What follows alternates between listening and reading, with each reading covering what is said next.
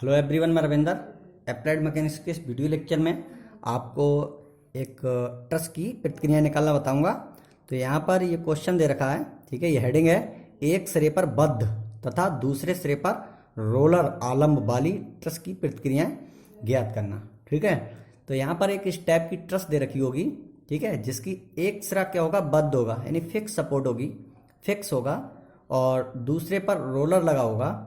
तो ऐसे ट्रस की हमको प्रतिक्रियाएं निकालनी है। तो एग्जाम्पल नंबर ये 14 है, ठीक है। काफ़ी हार्ड एग्जाम्पल है ये, ठीक है। और हार्ड कुछ नहीं, बस डायग्राम आपको समझ में आ जाए तो कोई दिक्कत नहीं है, ठीक है। कोई चीज़ हार्ड नहीं होती। तो चलिए हम क्वेश्चन को स्टार्ट करते हैं। क्वेश्चन नंबर 14 है ये, ठीक है, और पेज नंबर ये 300 पर है।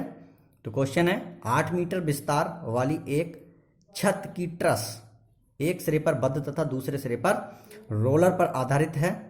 चित्र के अनुसार, ये चित्र 8.23 के अनुसार भार वहन कर रही है, ठीक है। इसके सिरे ए तथा बी पर प्रतिक्रियाएं ज्ञात करो। तो यहाँ पर आपको डायग्राम ये दे रखा है, ठीक है। सिरे ए और बी पर हमें ये रिएक्शन निकालनी है, ठीक है। तो ये जो डायग्राम में, बुक में जो डायग्राम दे रखा है, उसमें ये नीचे वाला जो पोर्शन है ना, ये जो दे रखा है, इस पोर्शन से हमें कोई मतलब नहीं है। इस पोर्शन को हम यहाँ से कट कर सकते हैं, ठीक है। वो तो किताब में ये जो नीचे वाला दे रखा है, ये आपको एग्जाम में नहीं दिया आएगा। एग्जाम में सिर्फ ट्रस दे रखी होगी। एग्जाम में इस राइटर ने क्वेश्चन को सॉल्व करने के लिए ये इसमें कुछ थोड़ी सी रचना की है, लेकिन मुझे इस रचना करने की आवश्यकता नहीं है। मैं डायरेक्ट आपको क्वेश्चन सॉल्व कराता हूँ। तो देखिए यहाँ पर क्वेश्चन हम किस तरह से सॉल्व करेंगे। ये डायग्राम आपको क्लियर है सामने, ठीक है। इस तरह से आपका डायग्राम दे रखा है, मैं यहाँ आपको बता दूं, ठीक है। ये ए और बी दो पॉइंट्स हैं, दो पॉइंटों पर सपोर्ट लगी हुई हैं। ए पॉइंट पर रोलर सपोर्ट है, जिसकी रिएक्शन मैंने ऊपर को दिखाई है, और बी सिरे पर एक कोई बद्ध सपोर्ट है, ठीक है, फिक्स, कोई भी फिक्स सपोर्ट लगी हुई है, जिसकी हमें प्रतिक्रिया निकालनी है। तो फिक्स सपोर्ट पे हमें पता है कि दो प्रतिक्रियाएं हमारे पास होती हैं, हम पढ़ चुके हैं, एक हॉरिजेंटल और एक वर्टिकल, ठीक है। अगर ये पॉइंट बी है तो इस पर वर्टिकल रिएक्शन ऊपर की ओर, यानी आर वी वी, ठीक है। ये मैंने एज्यूम कर लिया। कौन से एज्यूम कर ली, ये मैं आपको बता दे रहा हूँ, ठीक है। मैंने यूज किया आर बी, ठीक है, और बी वर्टिकल, ठीक है। और हॉरिजेंटल के लिए मैंने यूज किया है आर, ठीक है, बी एच, है ना। तो दो रिएक्शन हमारे पास होंगी, एक वर्टिकल और एक हॉरिजेंटल फिक्स सपोर्ट पर, है ना। तो अब इनकी परिणामी प्रतिक्रिया भी हमें निकालनी होती है ना, जैसे कि हमने बी में पढ़ा था। तो प्रतिक्रिया, जो परिणामी प्रतिक्रिया होगी वो कहाँ होगी, उसको हमको पता नहीं होता है। उसको हम एज्यूम कर लेते हैं कि थीटा कोण पर कोई भी इसकी प्रतिक्रिया होगी, ठीक है। तो उसके लिए मैंने यहाँ पर डायग्राम में शो कर रखा है, इनके बीच में, है ना, आर बी, उसकी वैल्यू मैं निकाल लूंगा। फिलहाल मुझे आर वी एच और आर वी वी की वैल्यू निकालनी है, ठीक है। इन दो कंपोनेंटों की, हॉरिजेंटल और वर्टिकल की निकालनी है, और उसकी हम दोनों को समांतर चतुर्भुज के नियम को लगा के सॉल्व कर लेंगे, ठीक। अब देखिए, यहाँ पॉइंट ए है, उस ए पॉइंट पर 30 अंश का कोण दे रखा है दो मेंबरों के थ्रू, ठीक है। और ए बी पॉइंट पर भी जो मेंबर लगे हैं उनके बीच में 30 अंश का कोण दे रखा है।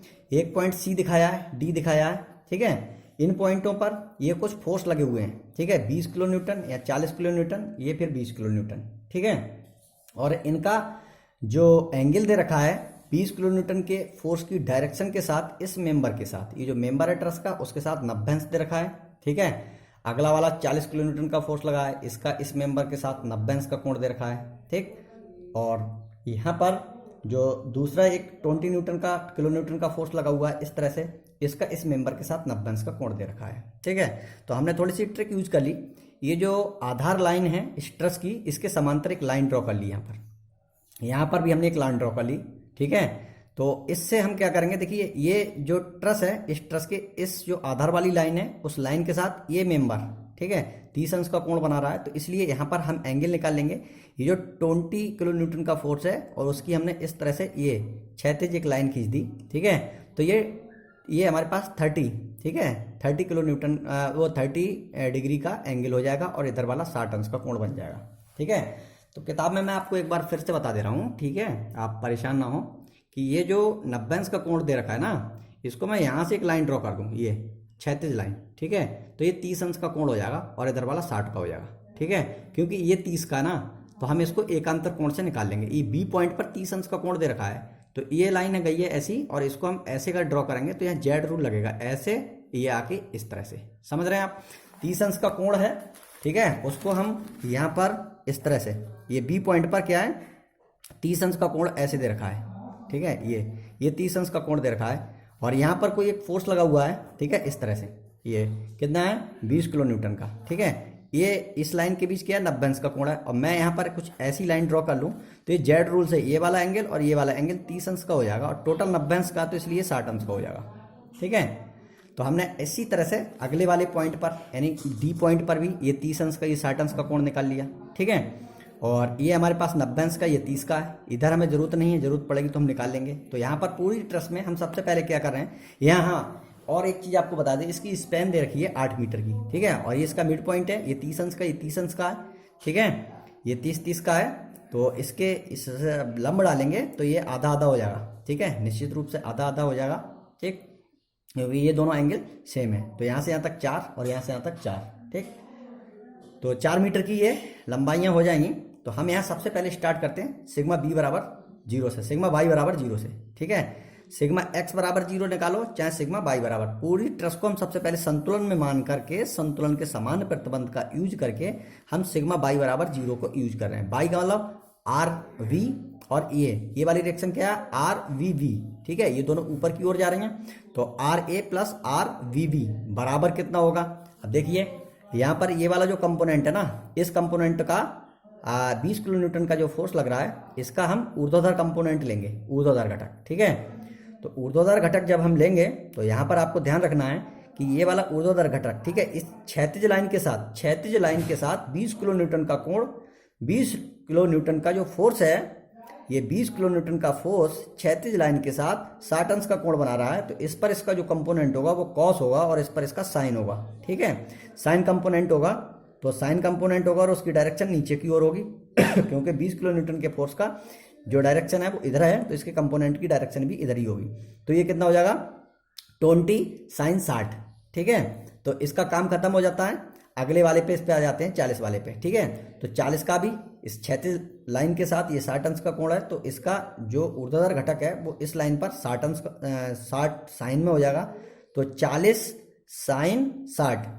इसी प्रकार इसका भी हम निकाल लेते हैं, 20 किलो न्यूटन का जो फोर्स है, ठीक है, उसका हम फोर्स मतलब कंपोनेंट निकाल लेते हैं। तो इसका हमें यहाँ पर पता है ये वाला एंगल कितना पता, देखिए 90 ये है, 30 ये है, 90 30 120, तो ये 60 अंश का ही होगा निश्चित रूप से।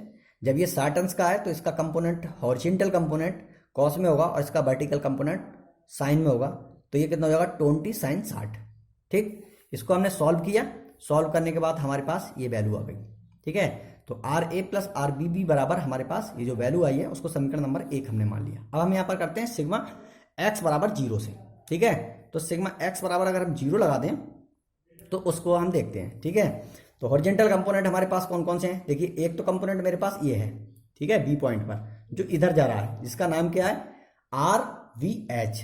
तो आर बी एच अगर इधर जा रहा है, ठीक है, राइट से लेफ्ट, तो माइनस होगा, और जो उधर नहीं प्लस होगा। ये देखो मैं अगर प्लस मान लूँ उससे कोई फर्क नहीं है, एक डायरेक्शन में कोई भी प्लस मान लो, दूसरी डायरेक्शन में माइनस मान लो, कोई फर्क नहीं पड़ेगा। तो मैंने चलिए इसको क्या कह दिया, प्लस कह दिया, ठीक है।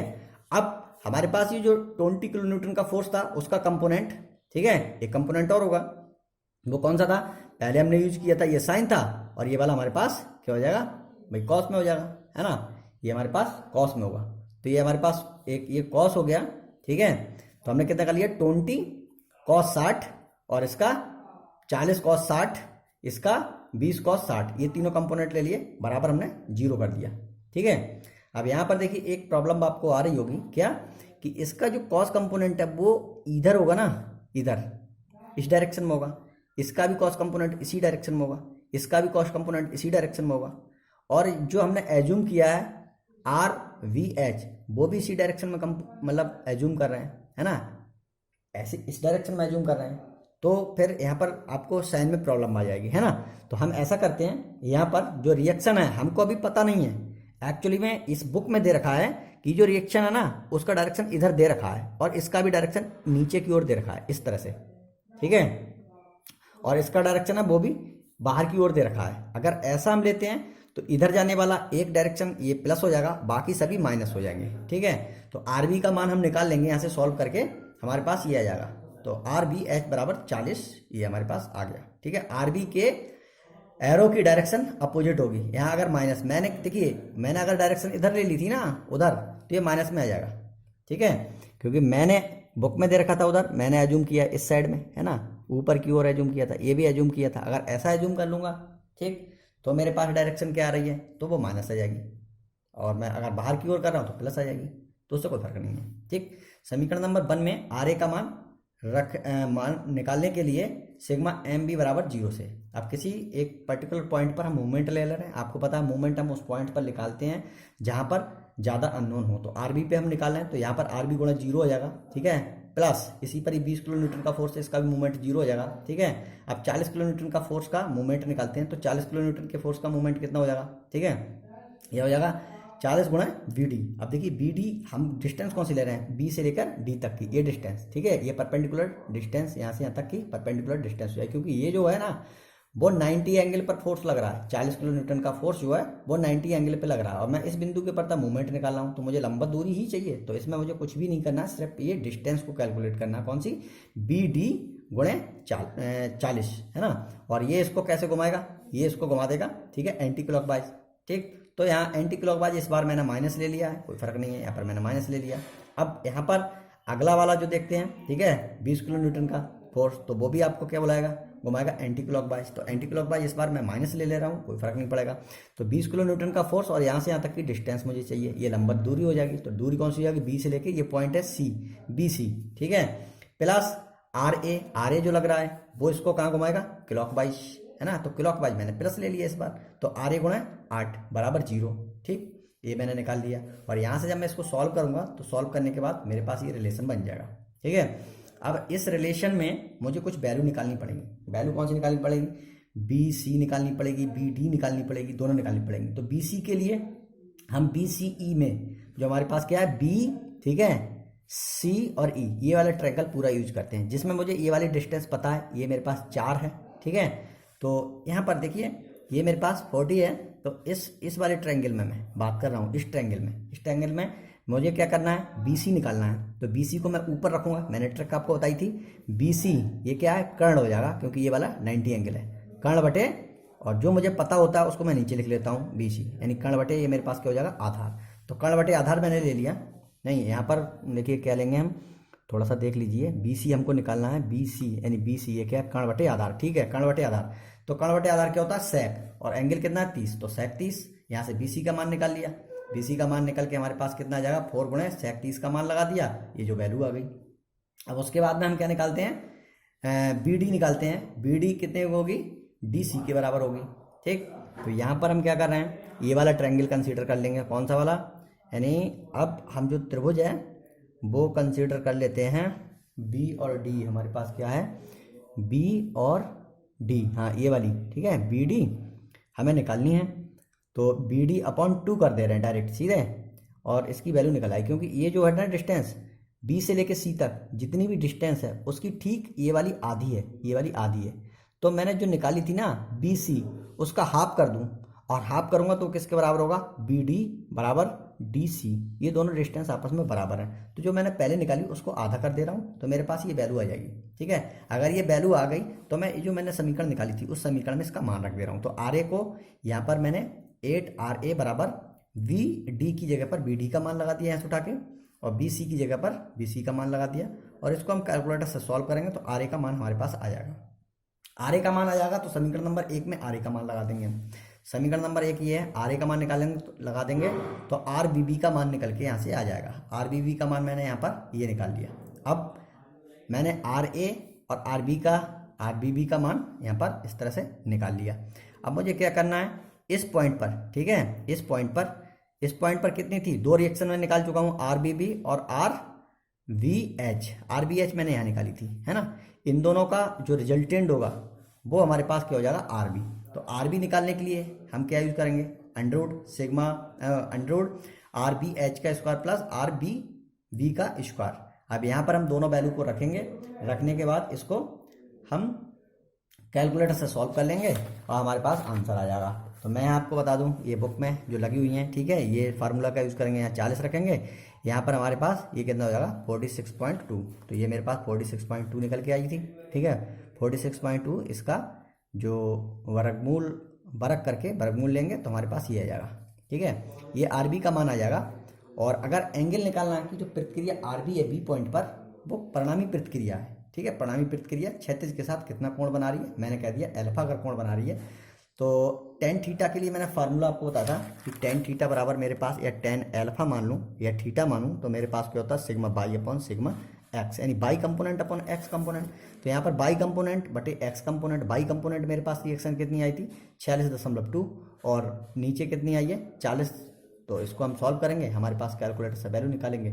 तो इस तरह से हम इस ट्रस का सॉल्यूशन निकाल चुके हैं। और अगर आपको कोई प्रॉब्लम है तो आप कमेंट्स बॉक्स में मुझे लिख के भेजें, तो मैं इसको आपको बोर्ड पे भी बता दूंगा। ये इतनी ज़्यादा महत्वपूर्ण ट्रस है नहीं, ठीक है, कॉम्प्लिकेटेड है थोड़ी सी, इसलिए मैंने इसको इस कॉपी पे बताने की प्रयास किया है। अगर आपको बढ़िया से समझना है, प्रॉब्लम अगर आ रही है तो आप मुझे बताएं, तो मैं इसको बोर्ड पे डिज़ाइन कर दूंगा। ठीक है, थैंक यू।